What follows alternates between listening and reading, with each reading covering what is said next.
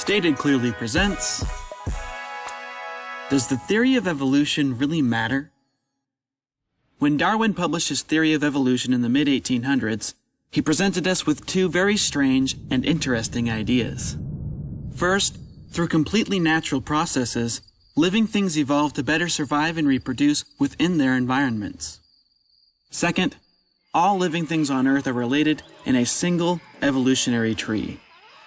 These concepts are interesting to think about, but do they have any practical use? To find out, let's take a quick look at a few examples of how evolution is being applied to real-life problems, starting with the mystery of the shrinking fish. In order to maintain healthy fish populations, governments often make fishers toss back the little ones.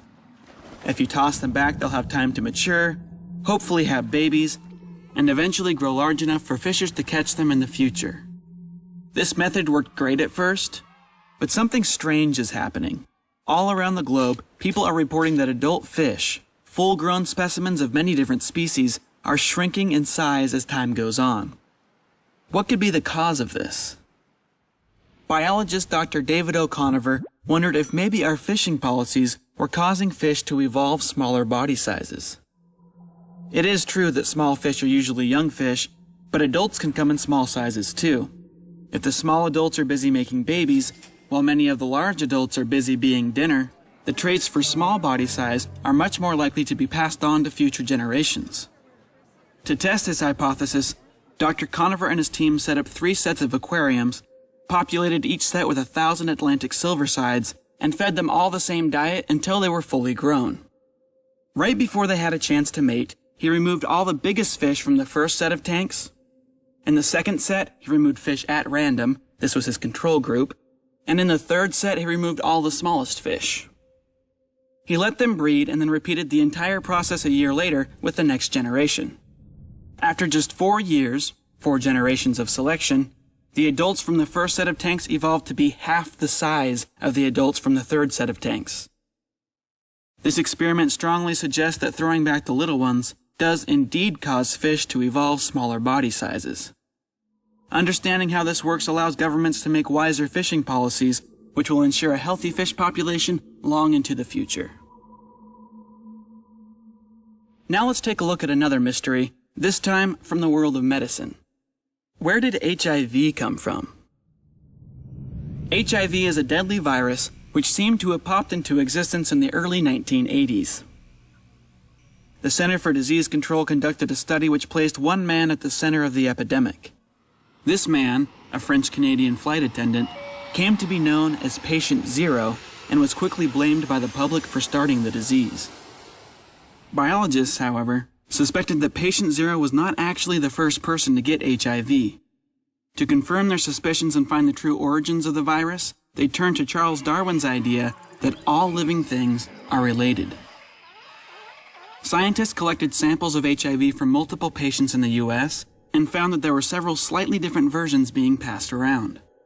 They analyzed the genetic code of each version and began to build Darwinian evolutionary trees for the virus. They built their trees using the same methods that other geneticists use to make evolutionary trees of plants and animals. In addition to simply creating these trees, they were also able to examine the genetic differences between strains of HIV and compare those differences to HIV's estimated mutation rate. Doing this, they got a rough idea of the year at which different strains evolved away from each other. Their results suggest that HIV had been evolving in America before Patient Zero could have ever been infected. Early on, scientists came up with multiple trees which could not be easily linked together. Evolutionary theory tells us there should only be one tree. If we can't link branches together, there must be missing links. On a quest to find those missing links in the true origins of HIV, biologists traveled the globe searching for viruses inside of humans and animals. Different strains of HIV were found in people all around the world. Scientists even looked at tissue samples from the past, which doctors had collected and preserved from patients who died strange deaths. Primitive versions of HIV were found in several human samples and added to the tree, connecting many loose branches. Viruses which were similar to HIV were also found in populations of monkeys and apes. For the most part, these viruses could not infect humans, but researchers began making family trees for these viruses as well, hoping they might eventually find a connection. Dr. Beatrice Hahn, while studying stool samples from wild chimps in Central Africa, found a strain of chimp virus which was almost identical to a human strain also found in Africa. She had discovered a missing link. It told us that HIV did not come from a French-Canadian flight attendant in the early 1980s, but instead came from chimpanzees, possibly as early as the year 1900. The leading hypothesis is that a hunter in southeast Cameroon first got the disease by accidentally cutting himself while preparing the meat of an infected chimp. Understanding that HIV spilled over from animals to people allows us to better understand how the virus works and is helping us prevent new diseases from spilling over in the future. In our final example, we'll see how evolution applies to environmental protection by looking at the mystery of the growing deserts. All around the world, grasslands are steadily turning into deserts. Until recently, no one knew why. Alan Savory, a biologist from Zimbabwe, had been trained to study the health of different plant and animal species one at a time. His understanding of evolution, however, inspired him to step back and look at the health of entire communities of species at once. After all, if Darwin was correct when teaching that living things evolved to better survive and reproduce within their environments, they must be adapting not just to the climate and terrain, but also to the other creatures evolving alongside them. Different species could even evolve to cooperate and eventually depend on one another for survival. For example, sea anemones are marine predators which kill their prey with stinging tentacles. Sometime in the past, clownfish evolved an immunity to these stings, which helped them survive and reproduce. Some clownfish even went on to develop a dependency on anemones, using them as a safe place to hide from other deadly predators. If you remove anemones from a region of the sea, in many cases, the local clownfish will perish. Back in Africa, Alan noticed that as human populations expand, wild grazing animals often disappear due to hunting and loss of habitat.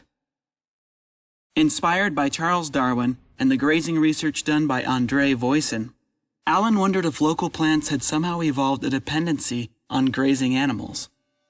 With wild herds gone, the plants were also dying. To test his hypothesis, Alan and his team brought large groups of cattle to a region of dying grassland. They moved the cattle in special herd formations designed to mimic the behavior of wild grazers which once lived in the area. In less than 1 year, the grasslands began to recover. After 3 years, they were thriving.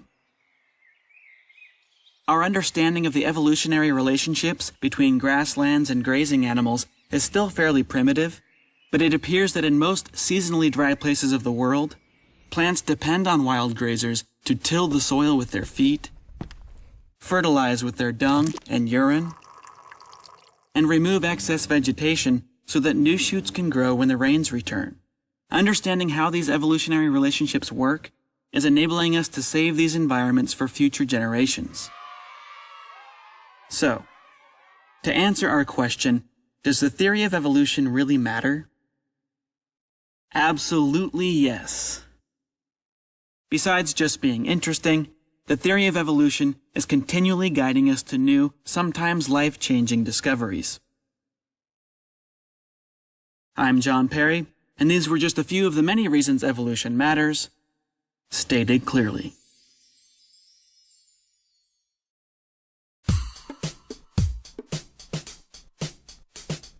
This animation was funded by a grant from the Howard Hughes Medical Institute to Emory University's Center for Science Education in Atlanta, Georgia. To learn more about evolution and the examples presented in this animation, visit our website at statedclearly.com. To learn more about the Center for Science Education, visit csc.emory.edu. Until next time, stay curious.